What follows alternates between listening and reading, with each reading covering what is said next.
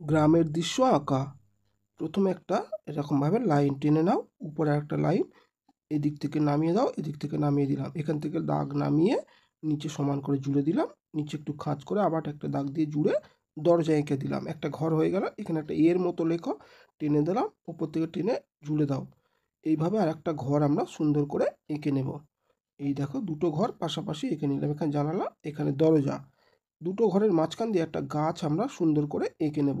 তো এরকম তিনটে পার্টেতে তোমরা গাছটাকে এঁকে নাও, এরকমভাবে তিনটে স্টেপে পাতা হবে। এবারে আমরা এখান থেকে একটা নারকেল গাছের পাতা এঁকে দিচ্ছি। এইভাবে একটা নারকেল গাছ আমরা আঁকবো, আগে পাতাগুলোকে এঁকে নিলাম, এখান থেকে নারকেল গাছ ঘরের পাশে একটা এঁকে দিলাম, নিচে একটু ঘাস এঁকে দিলাম। এইভাবে এখান থেকে আমরা একটা ডাঙা এঁকে দিলাম, এটা ডবল লাইন দিয়ে দেব। এবারে আমরা ঠিক এখানে একটু ঘাস এঁকে দিলাম, এখান থেকে একটা সোজা স্ট্রেট লাইন দিলাম, দূরে গাছপালা এঁকে দিলাম। এবারে এখানে একটা কলা গাছ আমরা এঁকে দেব, তোমরা যেমন কলা গাছ আঁকতে পারো তেমন কলা গাছ আঁকলেও চলবে। তো এইভাবে এঁকে দিলাম কলা গাছ।